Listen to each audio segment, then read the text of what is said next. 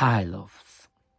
So, being the social media icon that I am, I've decided to jump on a bit of an Instagram trend for this video and do what I've noticed is people on Instagram, or Bookstagram, I should say, which if you don't have Instagram, or even if you do, you should consider just looking up the hashtag Bookstagram to see what people are reading and stuff. There's some amazing content out there. I do occasionally like tag my posts with Bookstagram as well. So you know, it's a really good hashtag to follow on Instagram. You can also do it on Twitter, book Twitter, but sometimes that gets a bit argumenty, and I'm not really here for that. I just want to read books and sniff them. So yes, but anyway, what I did notice was that some people on Bookstagram have been doing this thing called and this might not even be new, this is how far behind the times I am, called Last Now Next, which is basically posts about the last book they read, the current book they're reading, and the next one they intend to read. So I thought, why don't I do a little video about that? So that's what this should be. Welcome back to The Library is Open. I hope you brought your library card, my darlings. Tongue pop. So my last was, or rather what I've just finished reading, was this absolute delight by Nita Prose, which FYI is a great name for a writer. Can we just appreciate that? It's a debut novel called The Maid. It is a debut novel, isn't it? I'm not lying. Yes, it is. I don't know exactly where it's set because it says in the back that the author is from Toronto, but there's no sort of specificity around this. So The Maid is it's a spin on, I think, the cozy crime genre, in the sense that it has elements of the cozy, you know, local setting, lovable characters, you know, it doesn't really have that kind of hard-hitting crime in a wet field kind of description. But I mean, although there are some hard-hitting elements to this, and some beautiful sprayed edges, might I add.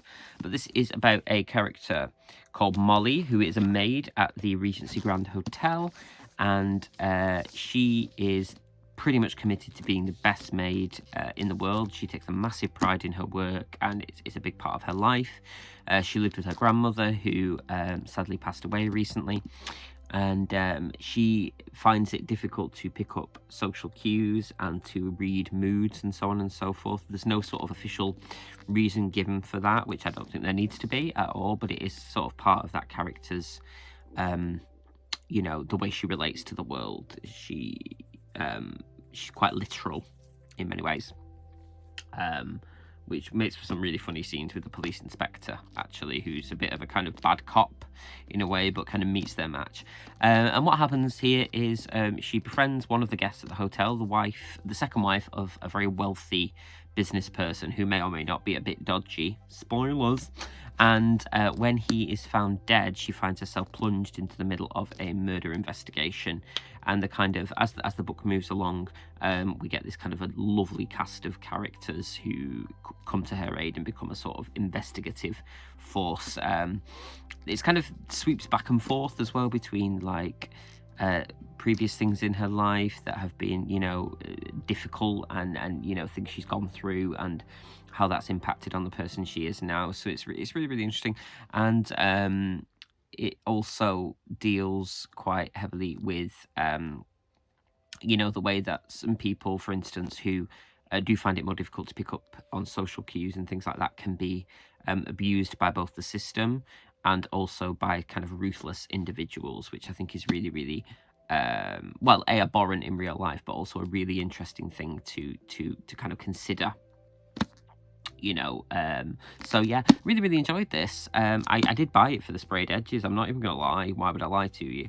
But I really, really enjoyed this. It's a kind of, I don't want to say it's a step up, like there's something wrong with cozy crime, but it's not your average cozy crime. There's some grit underneath there, and a beautifully idiosyncratic character who I imagine, as I did, you will fall in love with. She's a very similar character to Eleanor Oliphant. If you remember when I vlogged about Eleanor Oliphant is Completely Fine. I hope I've not ruined the title of that there. You know, sometimes when you get a word wrong. But yeah, it's that. It's a very similar vibe to that, but with some murder mystery thrown in too. So if that sounds like your bag, why don't you pick up my last? So here is my current read, my now, if you will. I look like the thing from Art Attack, don't I, where it was just the hands. Not Art Attack, Zap. It's a kids' TV show in the 90s called Zap. There was just a pair of hands. So this is Daughter of the Moon Goddess by Lynn, which is this beautiful edition. I mean, the colours drew me in. I actually got this because I got a Waterstones card for Christmas, and I pre-ordered this, so it came. And this is a retelling of the according to the cover, the mid-autumn legend of the Moon Goddess from Chinese folklore. Which is about a girl who her mother is the moon goddess, basically, but you quickly realise that she's been trapped on the moon, or in, you know, that sort of celestial land, and not allowed to leave, and she sort of does the kind of progress of the moon across the sky. That's like part of her job or something, but you find out that she was exiled there when she drank the elixir of immortality to make her an immortal. Previously she'd been human, so now obviously her daughter is human as well and has powers and so on and so forth. But the fact is that she's not, from what I understand, she's not supposed to exist or to have those powers, so they're kind of in hiding. And then when someone comes looking for them, she has to sort of go on the run, and she ends up working in the Celestial Kingdom and becoming the companion to the prince, all the time not revealing her identity. And then what her kind of aim is to achieve enough fame as a soldier or enough notoriety to ask a favor from the Celestial Emperor. And in doing so, she hopes to free her mum from her captivity and a sort of ostracization. So this is really, really nice, and I thought it was really appropriate for now because obviously February 1st is the start of the Lunar New Year, which is lovely. So I thought it was kind of appropriate to be reading now. It's an interesting like format, I think, because it's a lovely story, and I love sort of, although it's a reimagining, getting to know the bits about sort of existing folklore being one of my favorite things. I like to read about that and where legends and you know, origin myths came from and so on and so forth. So it's great for that, but it's also really interestingly written in the sense that it's a slow burn. It's taken me, I'm about halfway through, probably just over halfway through. It's taken me a fair while. So it's a slow burn in some respects, but it's also a fast burn. A fast slow burn, in the sense that it kind of speeds through moments that you know, when I'm reading about various adventures that she has in pursuit of becoming this kind of military supremo, as it were. I was expecting to read a lot of stuff about endless battles and stuff, which is fine, but feels a little bit episodic, but it just kind of skates over some of those, so you get a kind of best bits, which is lovely. So yeah, really enjoying this. I'm actually, when I finish filming this, I'm going to crack on with it a little bit more. So that's my now Daughter of the Moon Goddess by Lynn. Smells fit as well. And last but not least, my next. As featured in my most anticipated reads for 2022, we have Ed Winters, aka Earthling Ads. This is Vegan Propaganda and Other Lies the Meat Industry Tells You. Now, I'm really intrigued to get to this, and it is next up because with it just sort of coming to the end of Veganuary now, what I'm going to do is a kind of deep dive dedicated review video to reading this, and sort of giving you my honest feedback, you know, my genuine reactions to the content, the arguments, and also to, you know, Ed's writing style. It's interesting because although I am vegan, of course, did I mention? I'm not a huge consumer of vegan content other than those vegan guys. Not in a, you know, kind of being funny way. It's just I consume a lot of booktube primarily.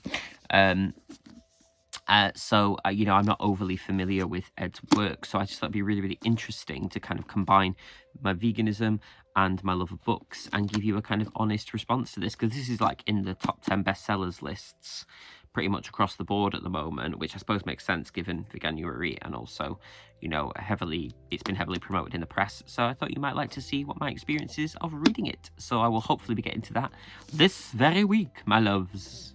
Oh. Hi, my loves. You can see my face again now, aren't you lucky? So I hope you enjoyed that, my attempt to jump on the social media bandwagon with the last, now, next. I've ruined that completely. I'll retake. I probably won't cut it. My attempt to jump on the social media bandwagon with the last, now, next. That was much better. So I just want to take a moment to A, thank you for being here, and B, to shout out the absolutely lovely Vanessa, who sent me a beautiful gift via those vegan guys PO box, which you can do. I never expect anything, just the pleasure of your company. But if you did ever want to send me something, a letter or anything, you can do so via their PO box. Again, no obligation. I won't hold it against you. No, I'm kidding. Of course I don't. The fact that you're even here is just beautiful. But Vanessa, who has been a big part of our book club, the Library's Open Book Club. Our next one is coming up in March. Check below in the description for details. Sent me these beautiful bookmarks commemorating, handmade bookmarks commemorating all the books we've read so far as a book club. And I just think what a beautiful thing.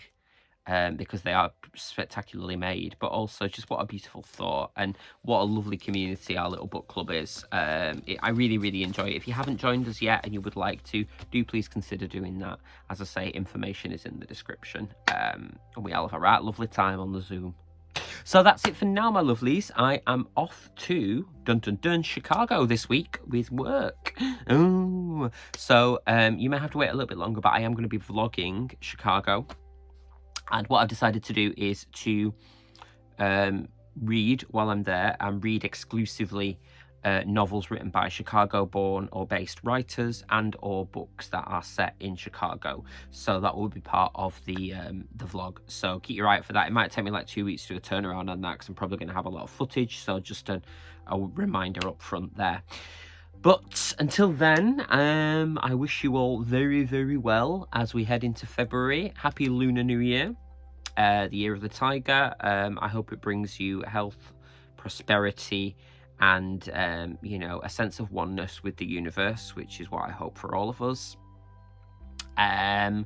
Until the next time, put your library cards somewhere safe, somewhere waterproof as well, because the weather is still bad. Particularly if you're in America, I hope you're all doing okay with the snowstorms. I guess I'll find out soon.